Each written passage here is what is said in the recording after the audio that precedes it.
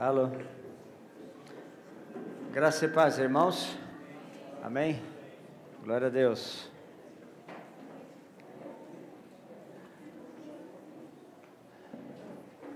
Obrigado.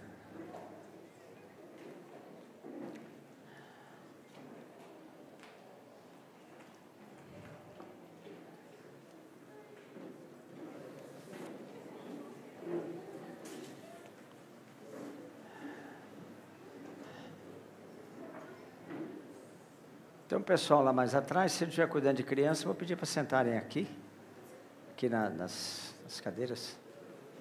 Se estiver cuidando de criança, tudo bem.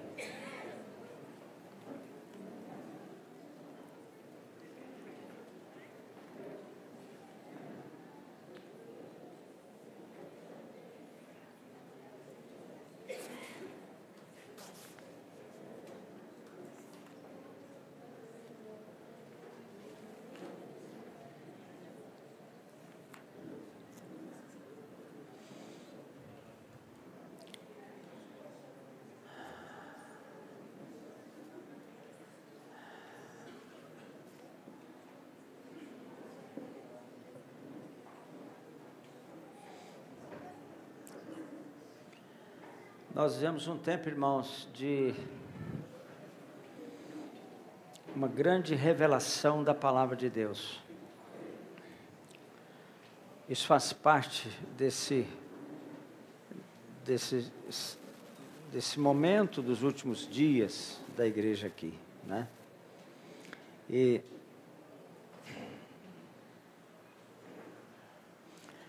embora que... Bom, deixa eu dizer o tema que eu vou conversar com vocês agora à noite. Eu quero falar sobre Melquisedeque e Levi.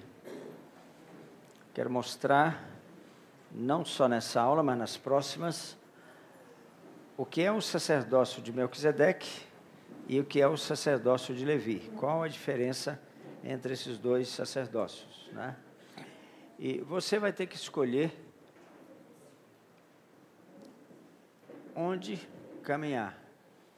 Se você vai caminhar no sacerdócio de Levi, ou se você vai caminhar no sacerdócio de Melquisedeque. Você vai escolher, né?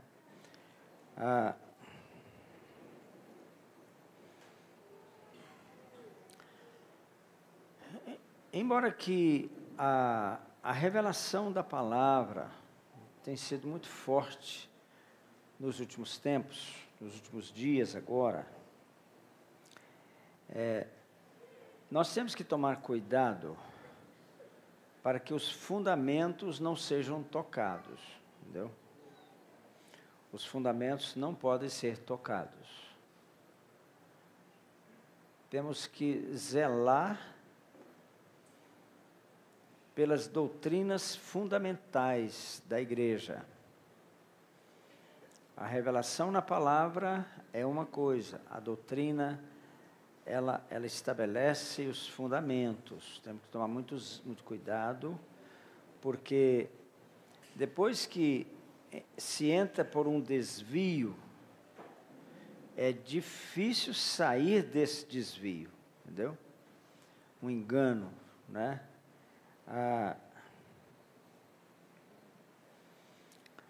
Eu quero começar assim, encarando um pouco o tabernáculo de Moisés de uma forma um pouco, digamos assim, diferente, né? O tabernáculo de Moisés, né, ele tem o átrio, lugar santo, santo dos santos. Só que poucas pessoas tinham acesso ao tabernáculo, ao átrio, em relação ao povo, né, como um todo. Ali devia ter acampado em torno do tabernáculo mais de 4 milhões de pessoas. Então, era pouca gente que tinha acesso ao tabernáculo de Moisés. Menos ainda aqueles que entravam no Santo dos Santos. porque só os sacerdotes podiam entrar no Santo dos Santos. Somente os sacerdotes. Então, isso mostra uma grande limitação daquilo que Moisés recebeu, da visão que Moisés recebeu, né? Em relação ao alcance para todo Israel, né? Aqueles que entravam no átrio, eles não podiam continuar a viagem até o Santo dos Santos. Eles iam lá uma vez por ano, faziam o sacrifício e voltavam. Então, eles não podiam continuar. Olha que coisa incrível. Por que eles não podiam continuar? Porque não eram sacerdotes. Só havia uma tribo sacerdotal.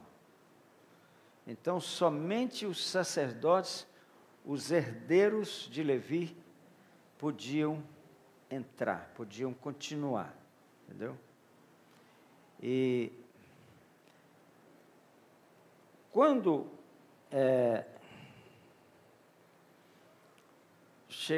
os sacerdotes entravam no Santo dos Santos, aí é que a coisa fechava mesmo.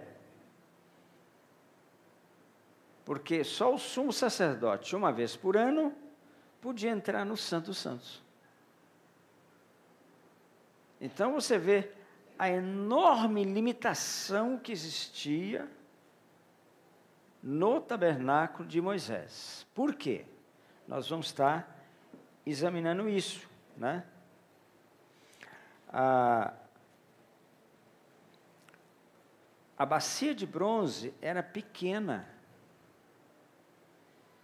para que o sacerdote lavasse apenas as mãos e os pés. E era uma bacia só. Então, havia uma escala para os sacerdotes servirem no lugar santo. Uma escala 24 horas. Isso, inclusive, profetiza a oração 24 horas. Né? Havia apenas um candelabro, com 7 lâmpadas. Né? Então, a revelação da palavra, o candelabro fala da revelação da palavra. Mas era um só. Eram poucos sacerdotes. Preste bem atenção, porque nós vamos desenvolver esse pensamento hoje, na próxima terça-feira, e tem um tempo aí para nós caminharmos, né? Porque eu precisaria de umas 3 horas para terminar esse pensamento. Mas ficar 3 horas aqui hoje, eu não sei se vocês aguentariam, eu não sei se eu também aguentaria, né? Eu acho que eu aguentaria, né? Havia uma mesa com 12 pães. Isso fala do alimento da palavra. Uma mesa com 12 pães. Uma só. Né? Então, a alimentação da palavra, isso aqui, era muito limitado. Entendeu? Somente uma mesa com os pães. Né?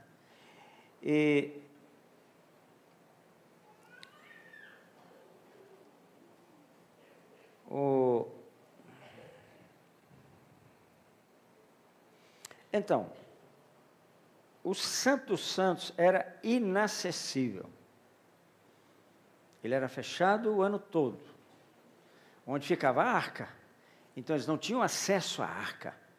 O povo não tinha acesso à arca. Guarda isso. Esse sacerdócio,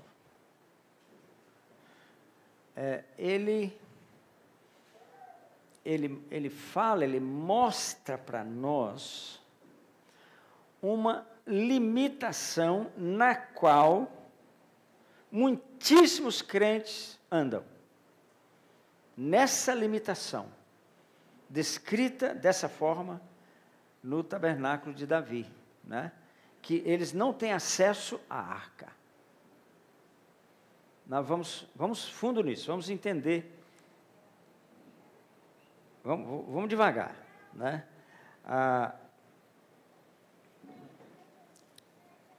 Quando, olha aqui no Salmo 100,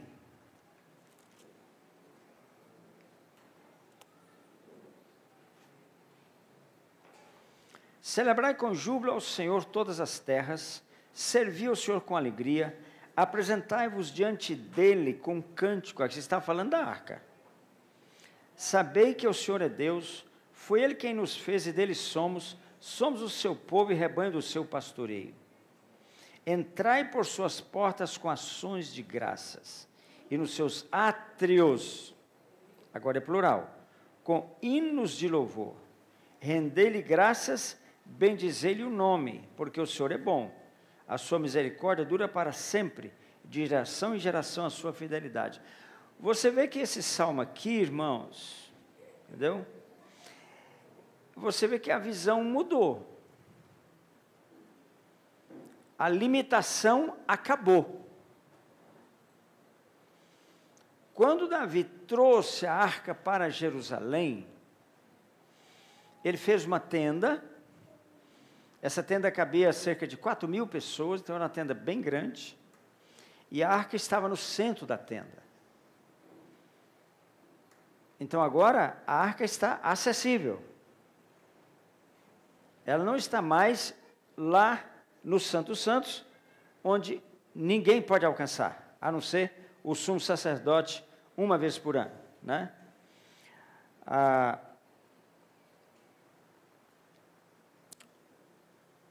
Vamos ver se vamos ter tempo de falar mais sobre isso, mas esse lugar, no entanto, o tabernáculo, ele mostra o caminho que nós precisamos percorrer para alcançar o que Davi alcançou, entendeu? É um caminho desde o átrio até lá, para nós, né? Não para o povo judeu. Para o povo judeu continua fechado, para nós não, está aberto, né? É interessante que o Santo dos Santos ele era quadrado, né? Era 20 côvados por 20 côvados, 20 por 20 côvados, né? E interessante também que Davi, ele alcançou algo maior em Deus. Davi, ele foi além daquilo que Moisés havia recebido. Ele foi muito além, né? E Davi, irmãos, ele assim, a visão que ele teve foi de uma amplitude tal. Você vê, a cidade celestial é quadrada também, entendeu? Lá em cima, né? Ela também é quadrada, ela não é retangular ou redonda, nada disso, ela é quadrada, né? Então, irmãos, Davi alcançou uma revelação em Deus que Moisés não alcançou. Só que Moisés era um homem de Deus tão extraordinário que ele teve um vislumbre da tenda de Davi. O que ele fez?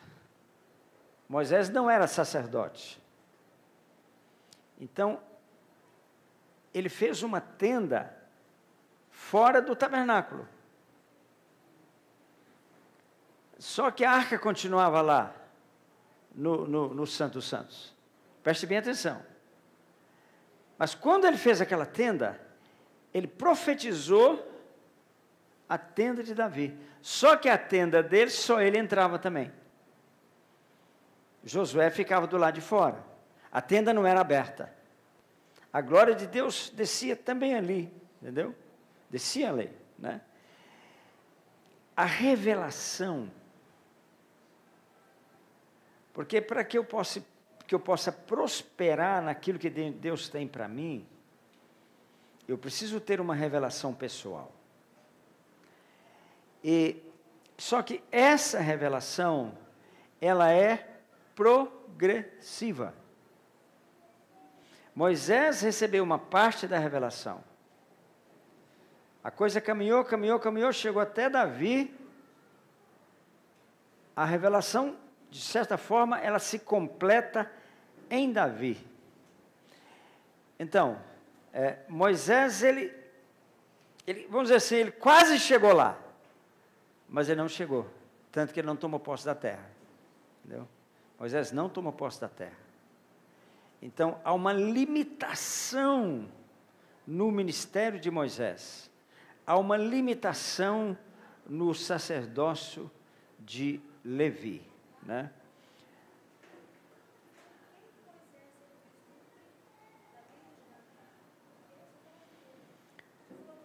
Porque ele não tinha acesso. A Valéria está perguntando por que Moisés teve um vislumbre da tenda de Davi. Por quê? Porque ele não tinha acesso à arca. Ele não era sacerdote. Só o sumo sacerdote tinha. Só Arão tinha. Ele não tinha. Então, o que ele fez? Ele fez uma tenda fora do tabernáculo. E nessa tenda, a glória de Deus descia, né? E quem quisesse se aproximar, tudo bem, a glória de Deus estava lá, mas não podia entrar. Então, havia uma limitação muito grande na manifestação da glória de Deus, no tempo de Moisés, né? Lá na frente, irmãos, com Paulo, com Hebreus, essa revelação, ela se amplia de uma forma muito impressionante, né? Mas vamos depois entrar mais nisso aí, né?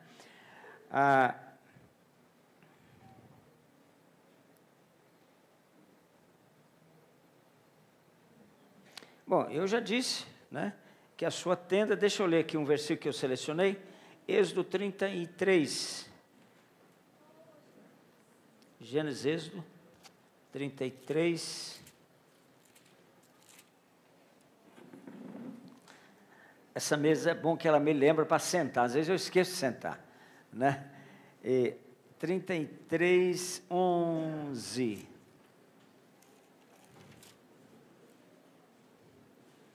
Falava o Senhor a Moisés face a face, com qualquer fala ao seu amigo. Então voltava Moisés para o arraial, porém o moço Josué, seu servidor, filho de Num, não se apartava da tenda, né? Então Josué tinha tanta sede de Deus, que embora que ele não pudesse entrar lá, né, e sentir o que estava acontecendo, mas ele ficava o tempo todo ali, fora da tenda. Isso fala muito forte em relação... Então, veja bem, segura esse pensamento aí. Eu estou passando alguns conceitos para você entender. Então, há um lugar fora da tenda do tabernáculo. Há um lugar lá, né? Então, esse lugar fora do tabernáculo é um lugar que ultrapassa o sacerdócio de Levi. Porque o tabernáculo pertencia a Levi. A visão do tabernáculo de Moisés é Levi, entendeu? Então, Levi se tornou o pai de uma visão que precisava ser, ela era incompleta, ela precisava ser aperfeiçoada, né? Vamos falar assim, acrescida, né? Então, essa visão começou, vamos devagar aqui.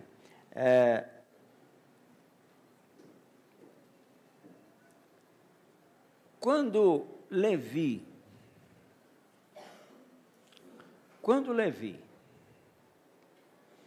ele escolheu ficar do lado do líder, interessante isso, irmãos. Ele trouxe a sua tribo para o lado do líder, Moisés, né? Quando eles desceram, lá estava o bezerro de ouro, né? Então, ele ficou do lado do líder, num momento muito difícil, porque Arão havia aceitado como vou dizer, uma outra liderança. Arão havia assumido uma liderança, e na liderança de Arão foi que o bezerro de ouro foi feito, né? Foi na liderança de Arão. Agora, o que acontece? Levi se torna o pai. E essa questão aqui, né, isso aqui é para o Ledilson, é bem digerir isso, o Nilton, o pessoal, mas aqui tem uma questão em relação ao pai, né? Porque começa com o povo todo, termina com uma tribo, que tem um pai chamado Levi, né? Então, aqui você tem o quê? Uma profecia do sacerdócio nos lares. Está aqui, quando Levi vem para o lado do líder. Então ele se torna o pai de uma tribo sacerdotal. E é isso que o Senhor está fazendo hoje. Gerando pais de uma tribo sacerdotal. Entendeu? Então, por exemplo, Jó, olha o cuidado de Jó. Interessante isso aqui. Jó, onde é que está Jó, gente? Esdras, Neemias, Esther, Jó. Ah, bom, achei. Jó.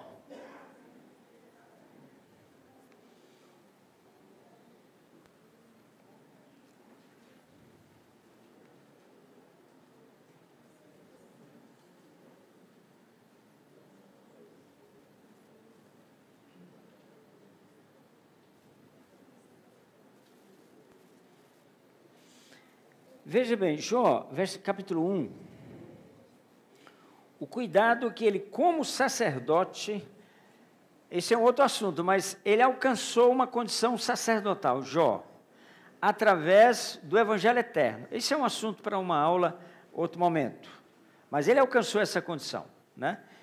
Então, veja bem, no versículo 5, decorrido o turno de dias de seus banquetes dos filhos, chamava Jó a seus filhos e os santificava.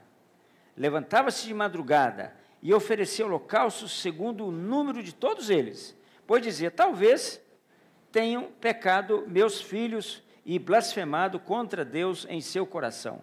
Assim o fazia Jó continuamente. Então aqui você tem o exemplo máximo de um pai que exerce o sacerdócio em casa, né? Então, está aqui, e Levi fez isso, né? Levi, ele assumiu o sacerdócio da tribo, né? Então, está dizendo que eu preciso assumir o sacerdócio da minha tribo, e você também, entendeu? Agora tem mais, veja bem, quando Levi ficou do lado do líder, naquela crise grave, por sinal, tão séria, que Moisés quebrou as tábuas da lei, né?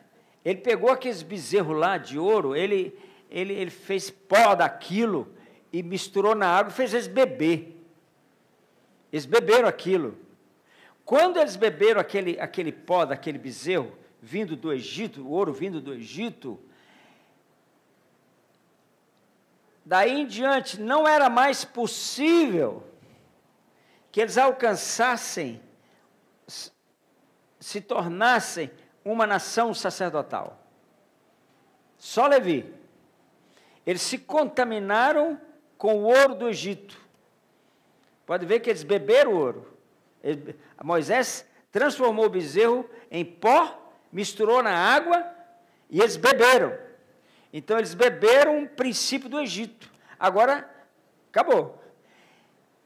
Não havia mais nenhuma possibilidade que eles pudessem ser agora uma nação sacerdotal, entendeu? E o que Deus fez?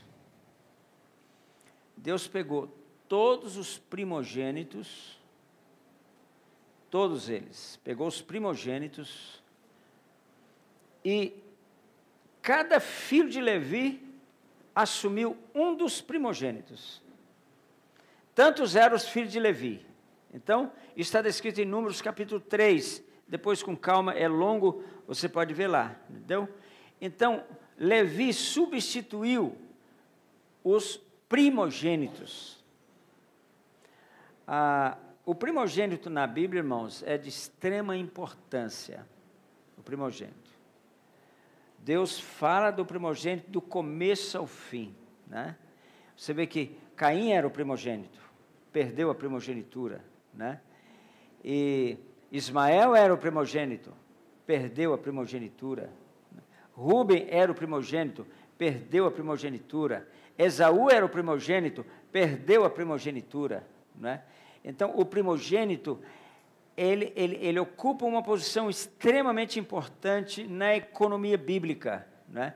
Então, preste atenção nos primogênitos, porque o primogênito é o herdeiro. Então, aqui, o que está acontecendo com Levi, quando ele escolhe ficar do lado do líder, o que está acontecendo com Levi? Ele está profetizando lá na frente. Olha o que ele está profetizando, olha aqui. Ele não sabia disso, viu? Ele não sabia, mas ele estava profetizando. Hebreus 12. Olha o que ele estava profetizando. Hebreus 12. Veja bem. 12.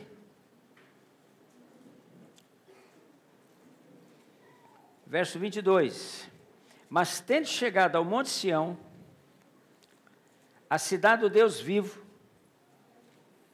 a Jerusalém celestial, a incontáveis hostes de anjos, a universal assembleia e igreja dos primogênitos arrolados nos céus, e a Deus o juiz de todos, e aos espíritos dos justos aperfeiçoados, e a Jesus o mediador da nova aliança, e ao sangue da aspersão, que fala coisas superiores ao que fala o próprio Abel. Veja bem, é o próprio sangue de Abel, aqui não está colocando mais o próprio sangue de Abel. Muito bem. Então aqui, irmãos, ele está dizendo que lá na frente, os primogênitos vão chegar a um momento onde formarão uma assembleia, que é a igreja dos primogênitos. Sabe por quê, irmãos?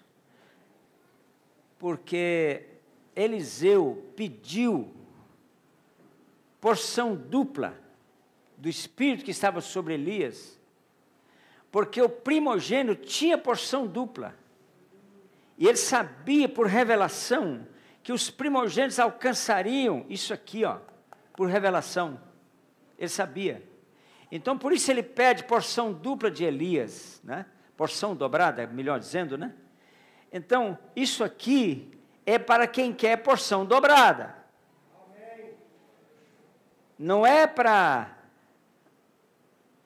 aqueles que misturam o ouro na água e bebe e mistura toda a sua vida, se contamina com o Egito. Não vai alcançar nunca. Mas são aqueles que alcançam a primogenitura. Portanto, irmãos, nós temos que zelar para caminhar numa revelação que nos vai conduzir a um certo lugar, entendeu? A um certo lugar que nós vamos mostrar nesse estudo, né? Onde o Senhor de fato quer nos conduzir, né? Então, você vê que o sacerdócio de Levi, ele se fechou. Ele se fechou. E ficou apenas para os judeus. E vamos ver hoje alguns que estão alcançando o sacerdócio de Levi. Crentes da igreja que vivem, eu vou mostrar isso. Crentes da igreja que vivem no sacerdócio de Levi e não no sacerdócio de Melquisedeque. Qual a diferença? O sacerdócio de Melquisedeque é um sacerdócio universal. O sacerdócio de Levi é um sacerdócio limitado. Entendeu? onde surge Melquisedeque? Entre os inimigos de Deus. Ele surge como rei de paz entre os inimigos de Deus, né? Então, era um sacerdócio universal, mundial, né? O de Levi não era, não, entendeu? Então, o sacerdócio de Melquisedeque é para os povos. O sacerdócio de Levi é para Israel. Olha a diferença, né? Agora, o que aconteceu? Deixa eu falar uma coisa aqui agora, muito séria, muito importante para vocês.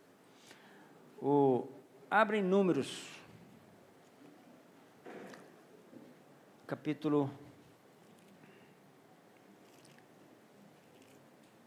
6.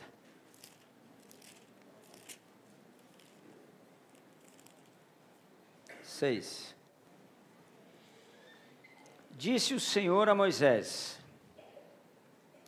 fala aos filhos de Israel, 6:1, e diz-lhes, acho que eu estou correndo muito, não estou?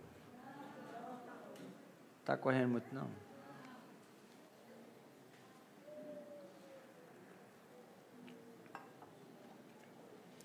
Não, eu estou correndo sim. Eu vou mais devagar aqui agora um pouquinho, nesse ponto. Você deixa, Fernandes? Eu ir mais devagar um pouco? Pode ser? Pode? A prosa estava boa. Então vamos lá. Disse o Senhor a Moisés: fala aos filhos de Israel e diz-lhes: quando alguém, seja homem, seja mulher, fizer voto especial, o voto de Nazireu, a fim de consagrar-se para o Senhor,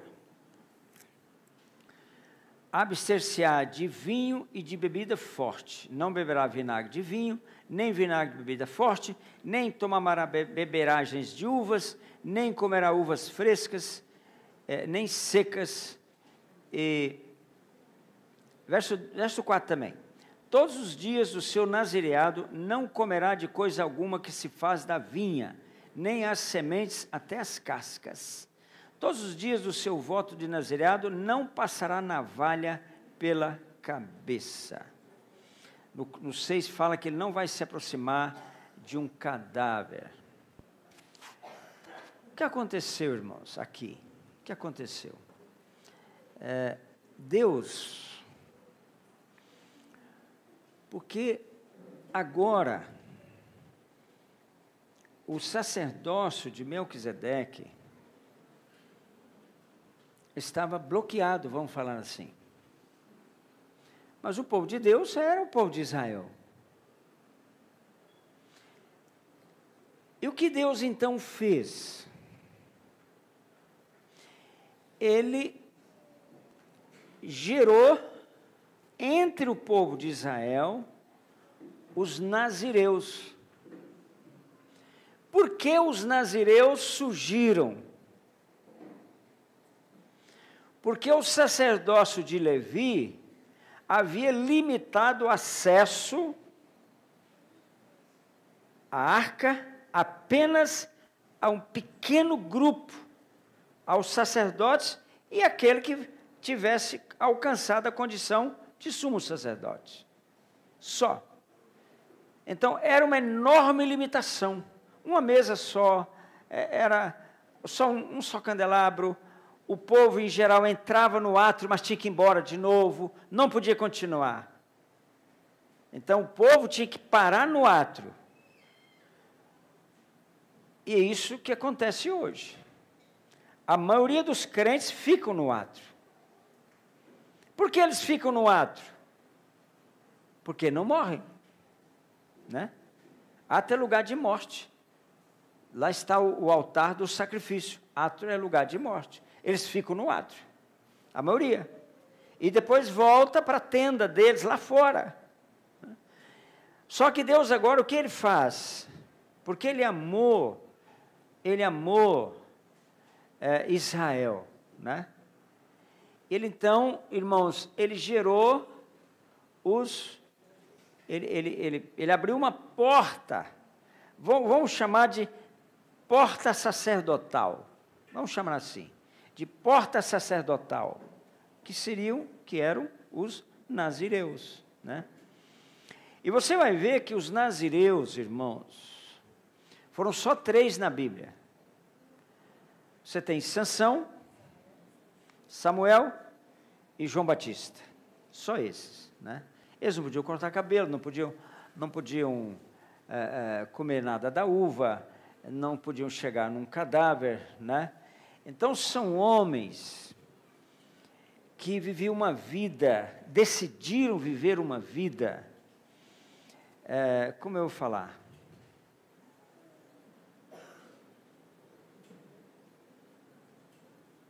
Decidiram viver uma vida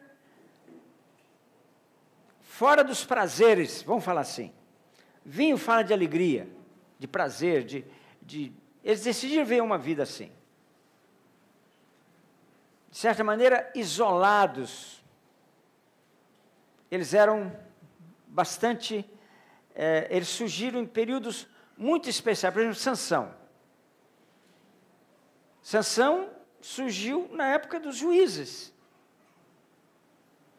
Na época dos juízes foi o tempo mais negro da história de Israel. O povo ficou cativo. Amitinho, pode deixar, depois o pessoal assina. Deixa, ou vai passando aí, tá? O povo ficou cativo por muitos anos dos inimigos externos, né? Então,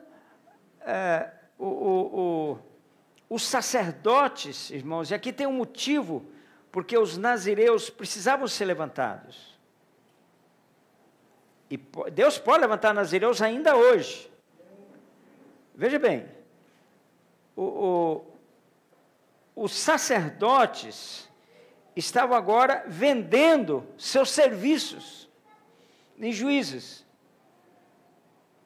Hoje, se um camarada quiser sair do purgatório, tem que pagar as missas, não é? Para sair do purgatório. Vai estar gravando, eu estou falando de purgatório aqui. Não deleta não, Tom. O Tom deleta os meus negócios tudo. Né? Não deleta não. Então, irmãos, os sacerdotes, houve um fracasso na função sacerdotal. Quando o papel do sacerdote falha, Deus agora tomou uma providência, entendeu? E interessante que os 3 nazireus mencionados são filhos de mães estéreis. A mãe de Sansão era estéril, a mãe de Samuel era estéril, a mãe de João Batista também era estéril, entendeu? Então, digamos assim, eram filhos de algo impossível. E Deus, de algo impossível, gerou uma solução para um tempo de grande escuridão. Porque qual foi o resultado desse sacerdócio levítico? Assim, ó. Foi conduzindo o povo para cada vez mais longe dos princípios da palavra, dos fundamentos. Agora os sacerdotes têm algo parecido acontecendo hoje? No Brasil? Sacerdotes vendendo seus serviços, né? Isso aconteceu no livro de Juízes. Por isso Deus levantou os nazireus, né? Sansão, o primeiro que ele levantou. Você vê que Sansão pega uma queixada de jumento e mata quantos filisteus? 1000 filisteus.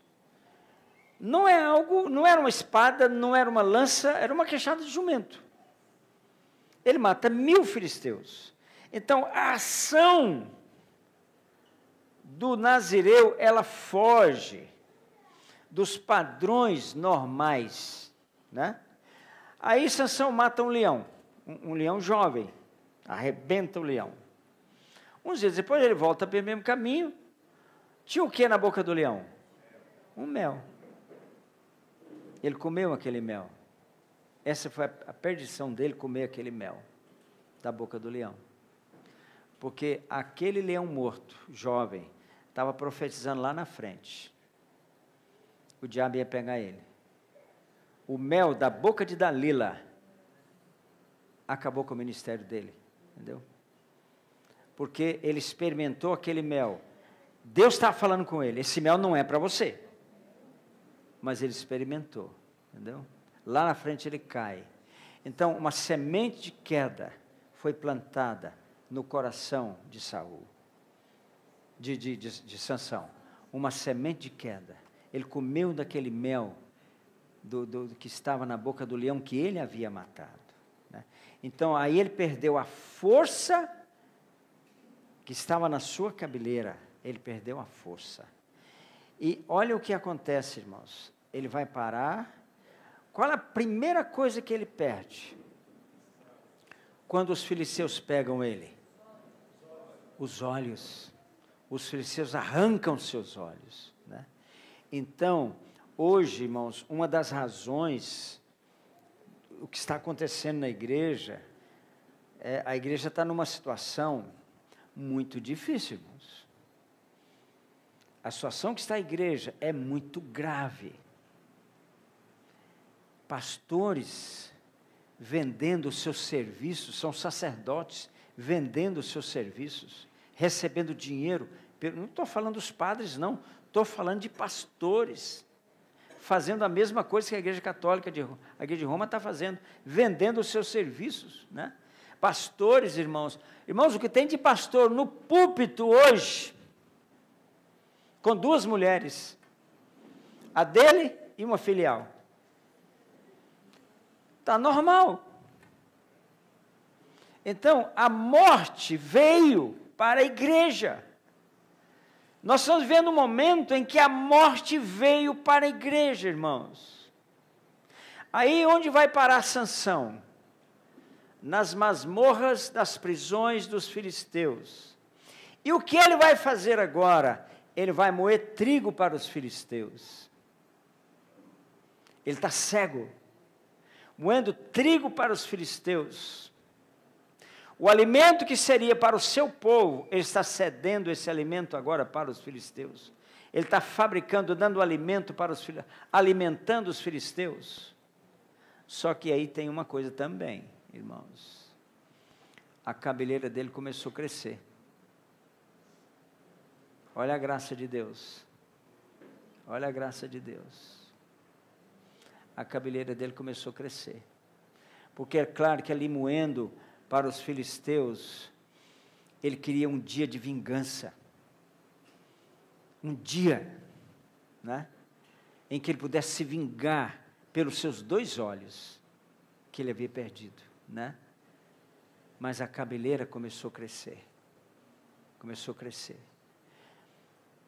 Pode ser que você perdeu a visão, os pastores hoje, por causa disso, eles perderam a visão.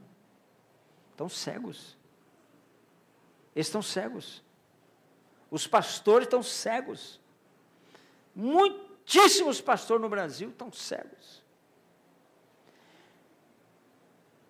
E pastores que estão ficando cegos. Pastores que eram cegos, que já estão, e outros que estão ficando cegos. Perdendo a visão.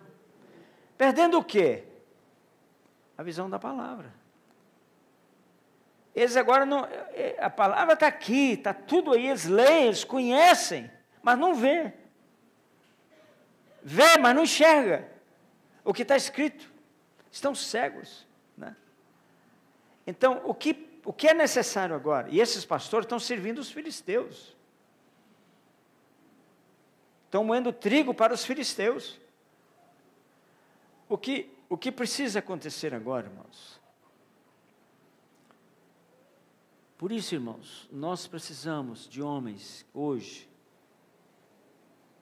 Mulheres, porque aqui está, homens e mulheres, aqui, ó. Olha aqui, ó. Disse-lhes, quando alguém seja homem, seja mulher, fizer voto especial, o voto de Nazireu. Pode ser mulher que faz um voto de Nazireu. Não estou falando que você deve fazer esse voto. Não é comum hoje. Mas é um voto especial de servir a Deus. Se alimentar menos você vê, João Batista ficou muitos anos comendo o quê? Não é? Ele também era um nazireu. Muitos anos comendo uma dieta, praticamente um jejum, né? Então ele ficou, João Batista entrou nisso aqui perfeitamente, né? Então o nazireu surge como uma esperança de libertação para o povo. Apesar de que Sansão caiu feio na área você sabe, da lascívia, mas depois de Sansão, nunca mais os filisteus invadiram Israel. Teve muitas guerras, mas invasão não. Nunca mais eles invadiram Israel, né? Então, quando Deus levanta um nazireu, uma pessoa especial, uma pessoa que tem a coragem de viver uma vida, você está entendendo? Entendeu? Para que Deus traga algo novo, para que Deus revele algo. Você vê que é o último juiz, é Sansão. Último não, penúltimo, porque depois veio Samuel, né? Veio Eli, depois Samuel. Então, ele está ali no final. Quando vem Eli, ele era sacerdote. Ele era sacerdote. Veja, ele é o retrato da condição que os sacerdotes chegaram no tempo dos juízes. Porque Eli viveu no tempo dos juízes, né? Então, os filhos adulterando no altar. Irmãos, olhem aí, irmãos. Parece que nós estamos vivendo o tempo de Eli hoje. Sabe? Pessoas adulterando no altar. Por quê? Adulterando, irmãos. O que está acontecendo? Hoje, no Brasil, na igreja, na MCM. É um tempo, irmãos, da gente vestir pano de saco. É um tempo de arrepender. É um tempo diferente. É um tempo em que algumas pessoas precisam tomar uma atitude de nazireu. Essas pessoas, deixa eu falar uma coisa sobre Eli. O que aconteceu no tempo de Eli? A arca foi embora. A arca foi embora. A arca não está mais agora em Siló. Quando Josué entra na terra, Siló era uma pequena colina, ele armou a tenda, o tabernáculo de Moisés em Siló. Lá estava o tabernáculo de Moisés. Ele ficou lá 433 anos em Siló. Ele armou a tenda lá. Aí, o povo de Deus foi derrotado uma vez, lembraram da arca, porque eles não faziam uso da arca. Eles não faziam uso da arca. Aí o que o povo fez? Na liderança de Eli. Quem era Eli? Você sabe tanto quanto eu.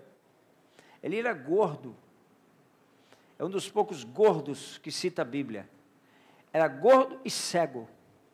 Ele ficou cego no fim da vida, né? Então agora, irmão, quem era esse sacerdote? Não corrigiu sua família, não corrigiu seus filhos se tornaram adúlteros, profanando o altar o tempo todo.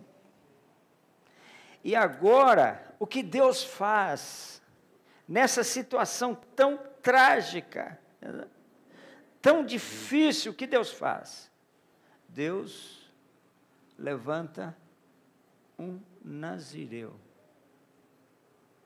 Como ele levanta o nazireu? Sansão foi levantado. A quem o Senhor veio falar? A mãe dele.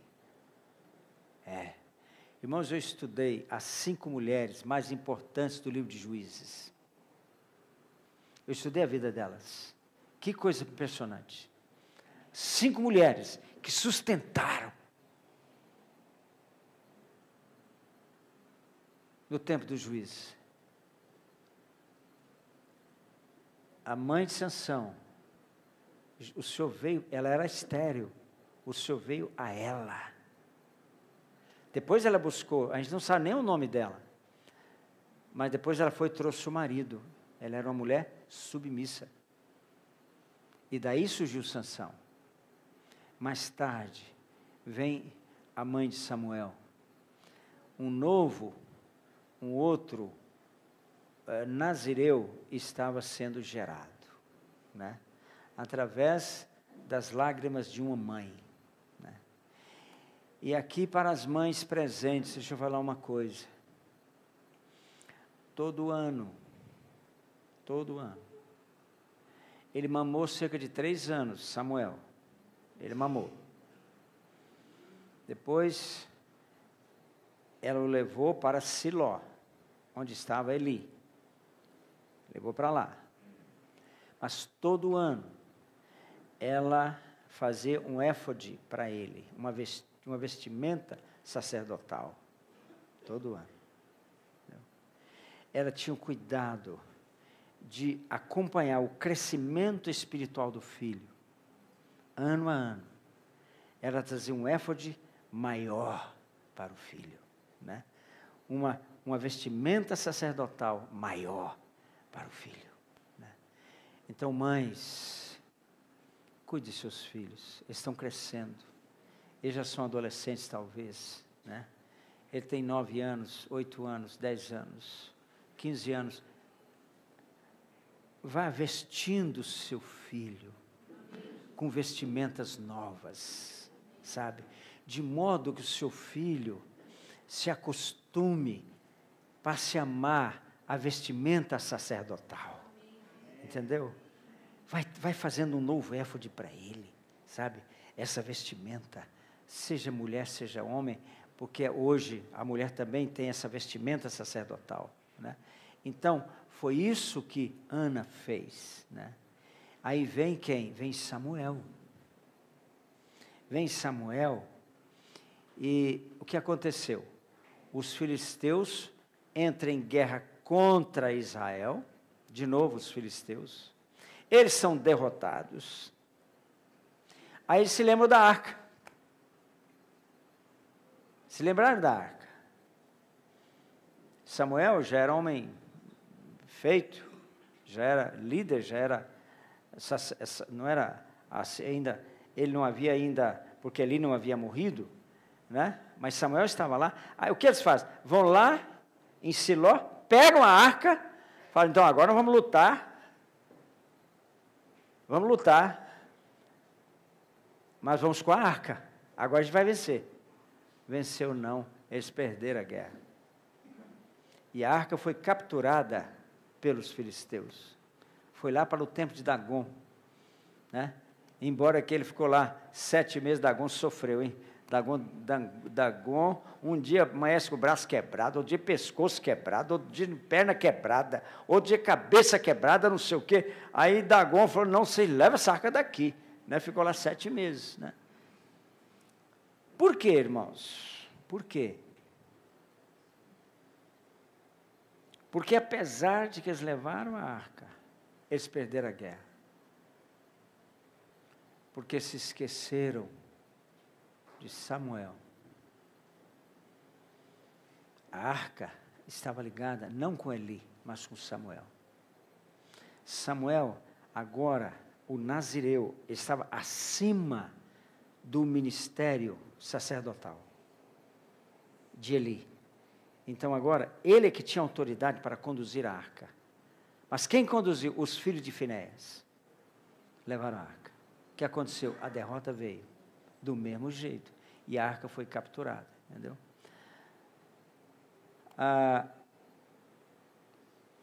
Não sei se eu paro, se eu continuo. Eu paro ou eu continuo? Você não vou falar para parar, né? Porque né? Ô Mauro, eu paro ou eu continuo? Continuo, tem certeza?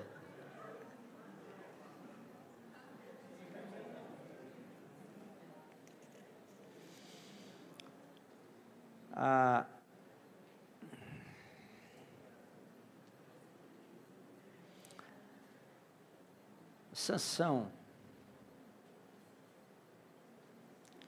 cumpriu o seu propósito.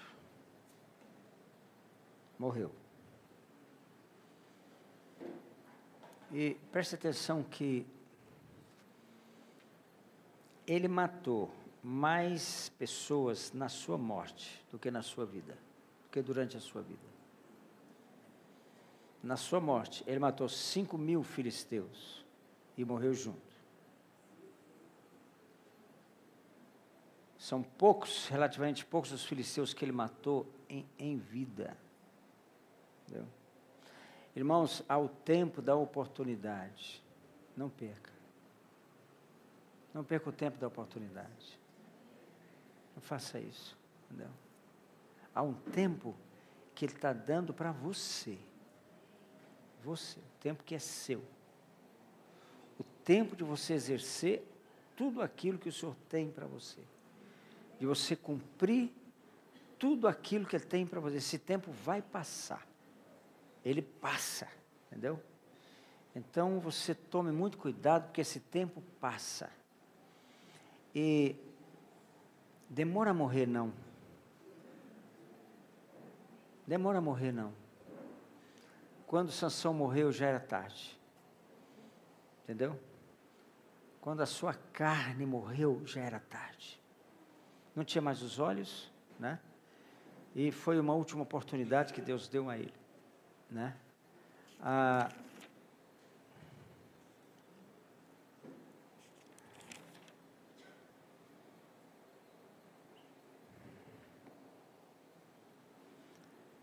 Deixa eu, então, mais alguns minutos, são 5 para as 9, 4 para as 9, né?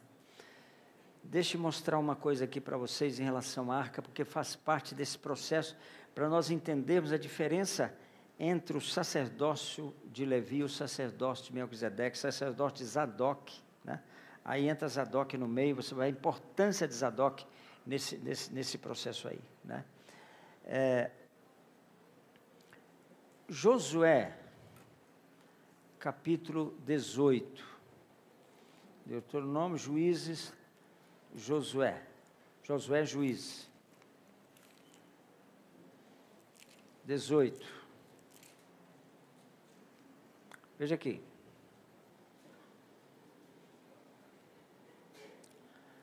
verso 1, reuniu-se toda a congregação dos filhos de Israel em Siló, e ali armaram a tenda da congregação, e a terra estava sujeita diante deles. Então aqui está um tabernáculo armado em Siló. Veja o que acontece com esse tabernáculo em Siló. Ele fica em Siló por muitos anos, mais de 500 anos. Ele fica aqui. O que acontece? Era de linho, todo de linho por volta. As cortinas eram de linho, boa parte das cortinas. As paredes externas eram de linho. Então, o que acontece com o tabernáculo? Ele fica velho. Em Siló, ele fica velho. Ele tinha sido construído por Moisés, 40 anos no deserto, mais aí uns 30 e tantos anos das guerras de Josué. Então, mais ou menos 70, 80 anos ele tem aqui agora. Está jovem, vamos dizer assim. É de uma construção muito perfeita. E lá os sacerdotes estão ministrando, fazendo o sacrifício normalmente. só que ele fica velho. Ele fica roto. E depois que os filisteus pegam a arca lá e colocam e vão à frente da guerra sem Samuel, tem aquele que Deus escolhe. Lá atrás, Deus escolheu Moisés. Agora escolheu Samuel. No tempo dos juízes, certo momento, ele escolheu Débora. Outro momento, ele escolheu, ele sempre escolhe alguém. Aqui, ele escolheu Samuel. Então, muitos querem a guerra. Eles vão à guerra, mas vão sozinhos. Do jeito deles. Isso é fogo estranho, morre na batalha. Por isso tem crente morrendo. Tem crente que morre porque não consegue seguir o líder. E ele cria formas assim de trabalhar que não são maneiras de trabalhar direcionada pelo líder, né? Então você imagina aquele lá que mandou molhar a lã, como é que chamava o rapaz lá? Gideão, né? Gideão, irmãos, olha que guerreiro esquisito, né? Era 30 e poucos mil, depois ficou lá 10 mil, depois era gente demais, ficou 300 pessoas para lutar com um exército de mais de 100 mil pessoas. Só 300. Então, esse líder é esquisito, ele está meio pirado. Tinha 30 e tantos mil aqui, agora tem só 300. Né? Creia no que Deus... Primeiro, veja quem que você está seguindo. Veja quem você está seguindo. Entendeu? Tem muitos Elimeleque por aí. Levando o povo para Moabe. Tem muitos Elimeleque por aí. Entendeu? Cuidado. Mas se você crê no seu líder que você está seguindo, Deus fala através dele. Moisés, o povo perdeu a guerra, porque o povo não seguiu, levou a arca. O povo queria que Jesus estivesse na frente, mas desprezaram aquele que Deus havia escolhido. Né? Aí o fracasso veio. Né? Bom, depois disso, né, a arca foi levada pelos filisteus, né? Isso está em 1 Samuel, né? capítulo 4, versículo 5 em diante, foi levada pelos filisteus, né? E ficou lá 7 meses, né? E depois de 7 meses, eles devolveram a arca. Irmãos, preste atenção aqui nesse ponto. Deixaram a arca em Bet-Semes. Aí, irmãos, essa família Bet-Semita, na casa de uma família, foi muito abençoada. Muito abençoada, muito abençoada. Ela não ficou muito tempo lá. Não, ficou um tempo bom, ficou cerca de, se não me engano, 20 anos ali, se não me engano agora. Eu não tenho certeza se 20, mas se não me engano, 20 anos. Então, qual o segredo para a sua família ser abençoada? Só tem um. Qual que é? Qual é? Trazer a arca para a sua casa. Pronto. Traga a arca para a sua casa, acabou. Aí, irmãos, a sua casa vai ser extremamente abençoada. Entendeu? No entanto, agora, o que acontece? Nesse momento, o tabernáculo em Siló, presta atenção, representa hoje uma igreja sem a arca. É um símbolo da igreja sem a arca. Né? A igreja está aí, mas não tem arca. Quantos ministérios não experimentaram mais a glória de Deus? Quantos ministérios? A glória de Deus não está mais lá. Ficou velho, envelheceu. Entendeu? Por que envelheceu? Sem a arca, irmãos. Então, eu preciso trazer a arca para minha casa. Os betsemitas foram muito abençoados com a arca na casa deles. É só disso que eu preciso. Entendeu? Então, o sacerdote, o papel do sacerdote é um só. Trazer a arca para a casa dele. Entendeu? Só isso. Se a arca vem, pronto, está tudo resolvido, né? Quando irmãos, a arca, dali, ela vai para Kiriat Jearim. 1 Samuel 19, eu vou terminar esse ponto e vou parar. 1 Samuel 19, 6, deixa eu mostrar uma coisa aqui. 1 Samuel, um pouquinho adiante, 1 Samuel.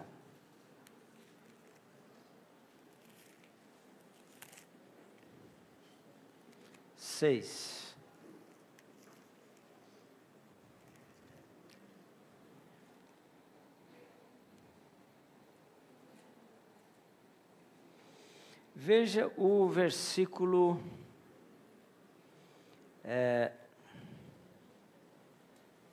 7 meses teve a arca do Senhor, verso 1, na terra dos filisteus, né? No capítulo 5 descreve os apuros de Dagon com a arca lá, né? Isso aqui, irmãos, capítulo 5, olha para mim, capítulo 5, é uma figura de Jesus no Hades. Jesus está no Hades, capítulo 5, a arca está no Hades. Lá está o anjo da morte, no Hades, né? Jesus esteve no Hades, por 3 dias ele esteve lá. E aqui você vê a condição, os apuros do anjo da morte com Jesus lá. Imagina, esse homem ressuscitou Lázaro, 4 dias morto, ele está aqui agora. O que eu faço? Né?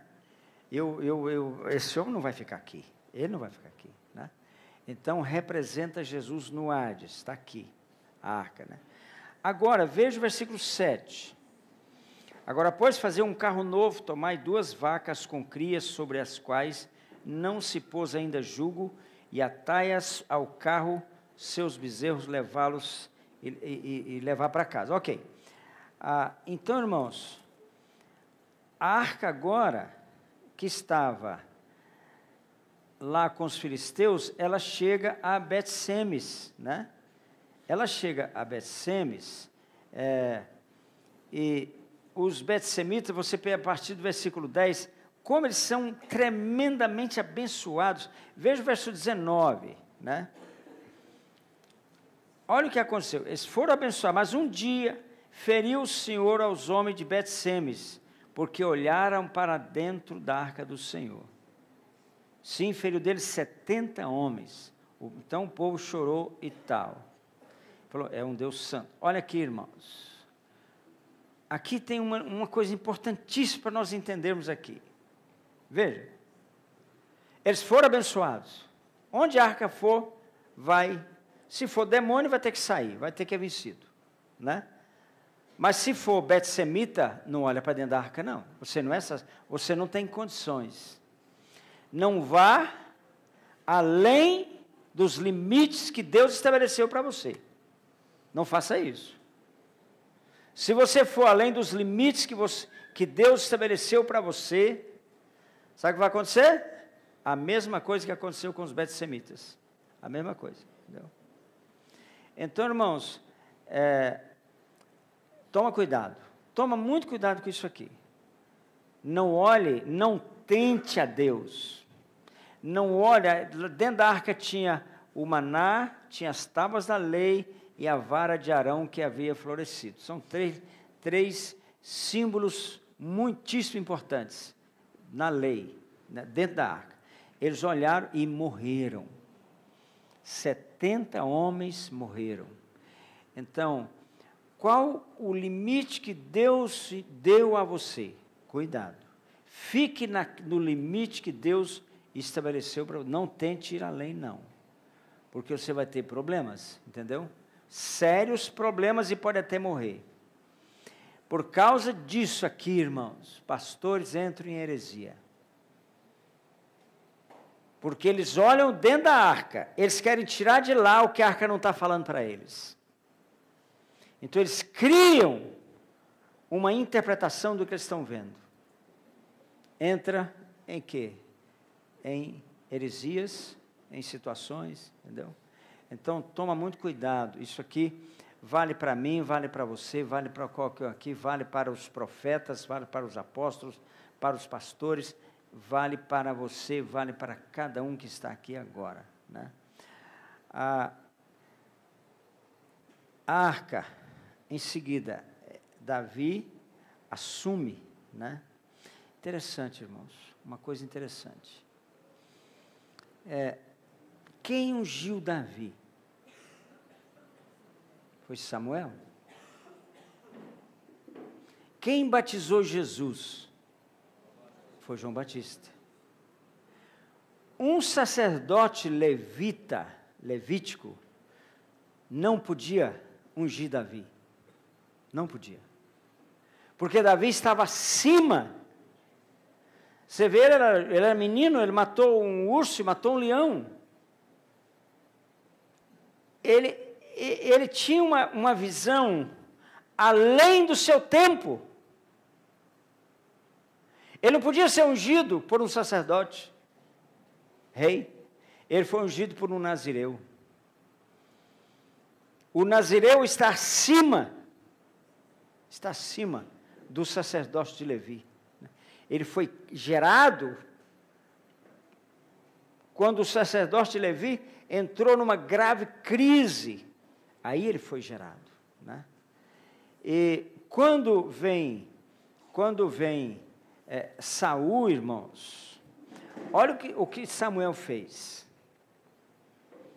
Samuel, esse homem tinha uma visão espiritual e uma revelação de Deus extraordinária.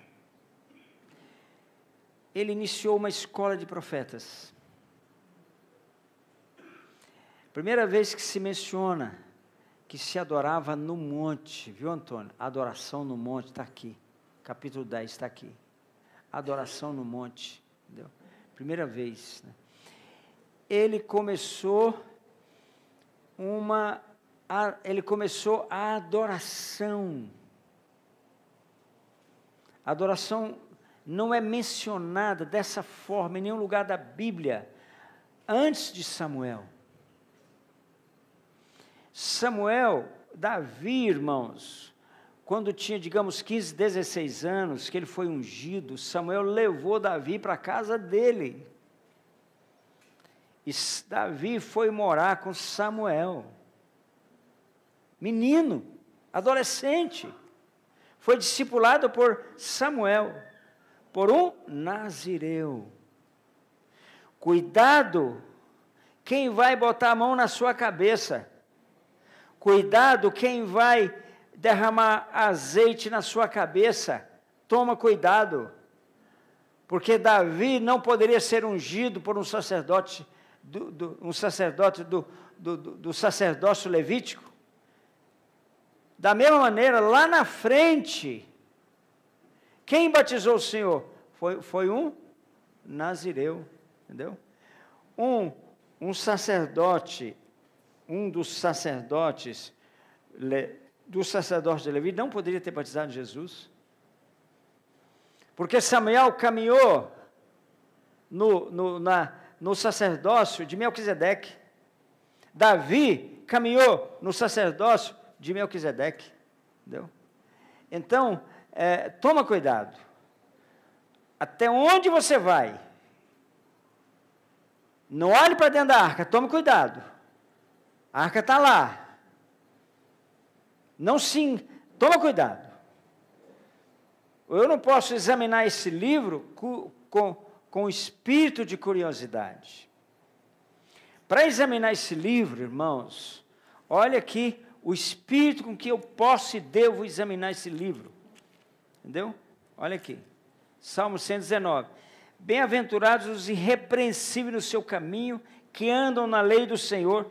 Bem-aventurados os que guardam suas prescrições e o buscam de todo o coração. Você tem que ter plena disposição de guardar o que está escrito nele, né? Não praticam iniquidade, andam nos seus caminhos. Tu ordenaste os teus mandamentos para que os cumpramos à risca. Tomara sejam firmes os meus passos, para que eu observe os seus preceitos. Então não terei de que me envergonhar quando considerarem todos os seus mandamentos. E aí vai. Então, render-te-ei graças com integridade de coração. Aqui é o espírito de quem deve examinar a Escritura. Olhar para a arca, cuidado. Está aqui, ó. Há limites. Quando o povo chega lá na borda do Sinai, sabe o que Deus falou? Eles só podem ir até aqui, daqui mais não. Daqui em diante só vai Moisés. Até aqui pode ir. Há um limite. Além daquele limite, se eu passar, eu estou em risco. E cuidado. Quem você crê? Quem você segue? Você quer ficar do lado de quem? Cuidado. Cuidado, porque isso tem determinado o destino de muita gente. O destino eterno. O destino eterno de muitas pessoas que decidiram seguir a pessoa errada. O destino eterno deles foi marcado porque eles seguiram a pessoa errada. Entendeu? Ontem eu estava vendo um filme, uma declaração do Malafaia, dizendo que ele votou no Lula 2 vezes. Ele não votou na Dilma, ele votou no Lula 2 vezes, ele se arrependeu. Disse que nunca mais ele votaria, a menos que eles consertem as coisas erradas que eles têm feito. Uma declaração do Malafaia.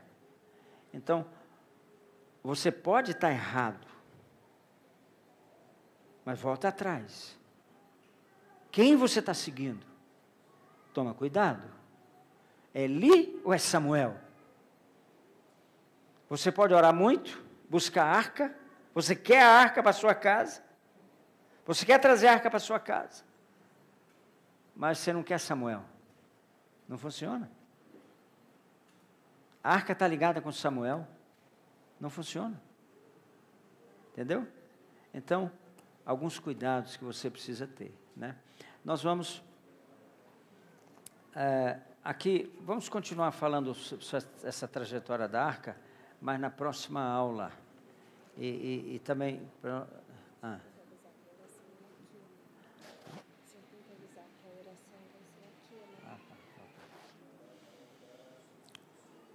Entendeu isso, irmãos?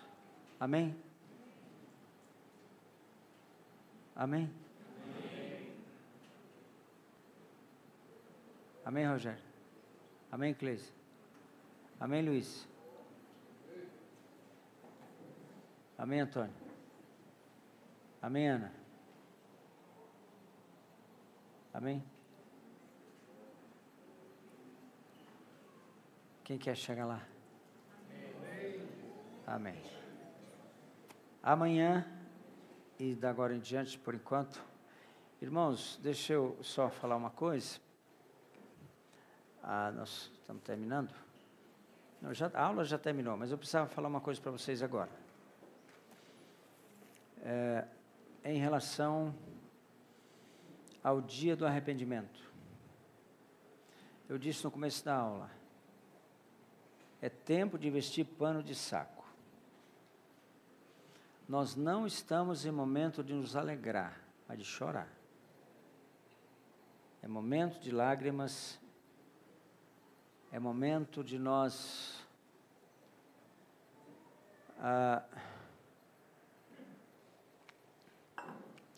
Deus está no absoluto controle da história. Olha aqui em Daniel. Jeremias, Ezequiel, Daniel. Capítulo 2.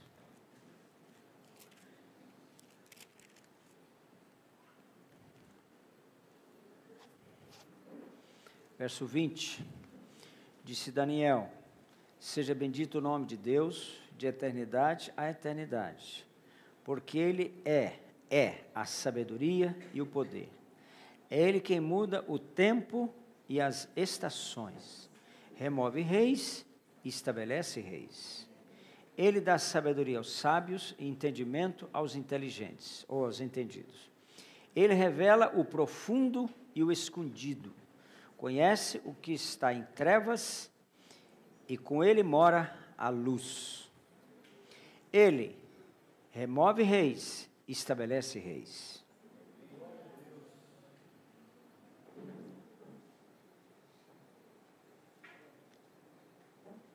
Houve praticamente uma trama para que a Marina não conseguisse registrar o partido dela. Houve uma trama. Depois, ela se filiou ao PSB e aconteceu o que aconteceu semana passada com o candidato do PSB. Ela era vice. Amanhã, ela deverá ser proclamada oficialmente a candidata no lugar do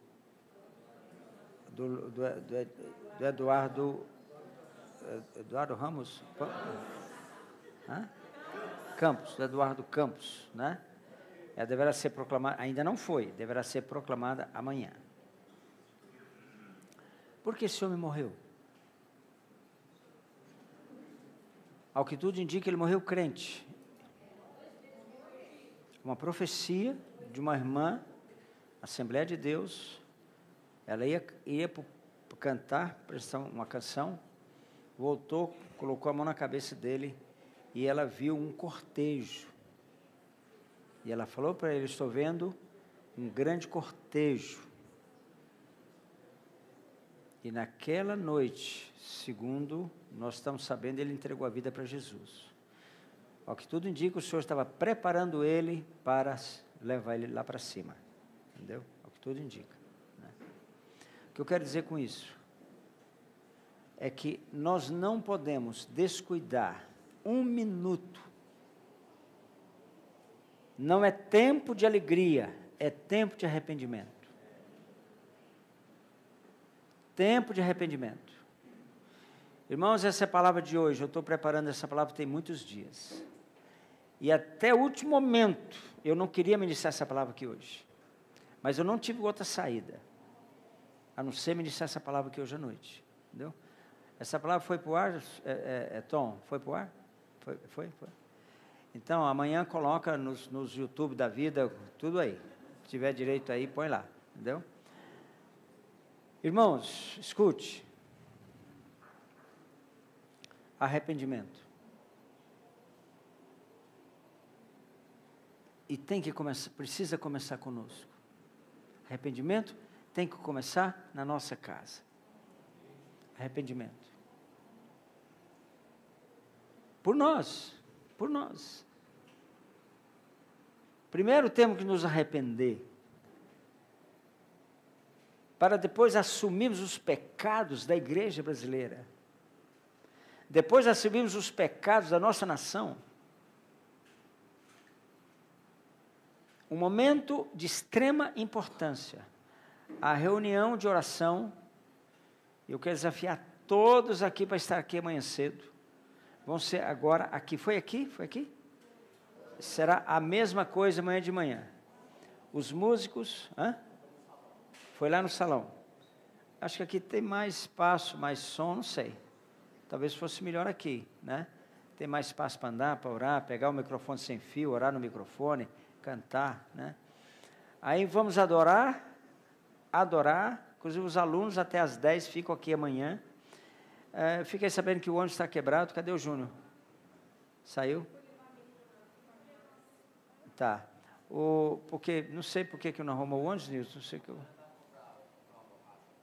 uma borracha, só uma borracha. Faz uma semana que está parado. Que pena. Uma semana está parado por causa de uma borracha. Entendeu? Porque depois eu dou um jeito dos alunos ir lá para a tenda.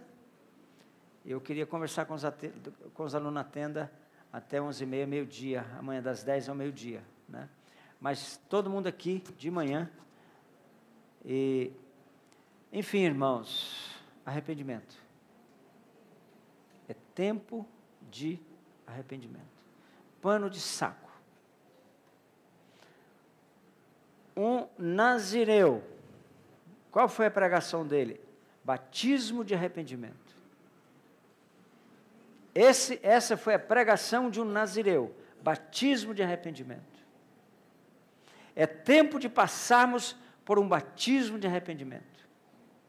E tomarmos atitudes como João Batista tomou, como Samuel tomou, como Sansão tomou, como Nazireu. É tempo, irmãos, em que Deus está desafiando a gente para uma coisa muito superior.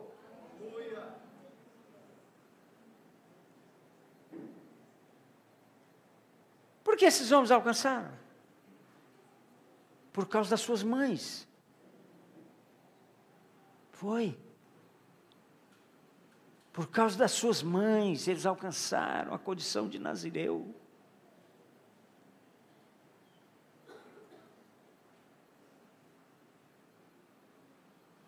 Amém? Que Deus tenha misericórdia de nós, irmãos. Que o Senhor tenha misericórdia de nós. Escute. Toma cuidado. Toma cuidado. Para você não morrer.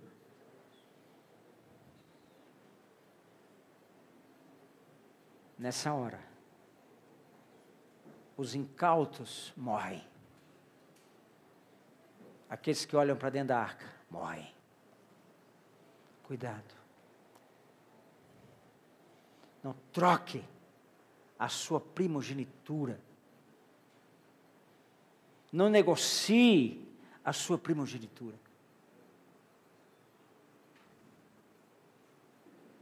Cuidado. Não faça isso.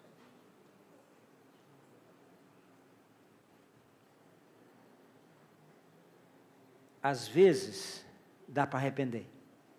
Às vezes, não dá mais. Há momentos, situações, em que não dá para arrepender mais.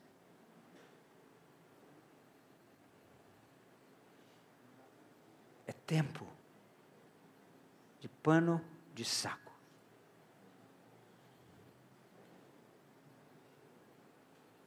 Deus abençoe vocês. Terça-feira que vem é a terça-feira de Ruth, do voto de Ruth, só para te lembrar.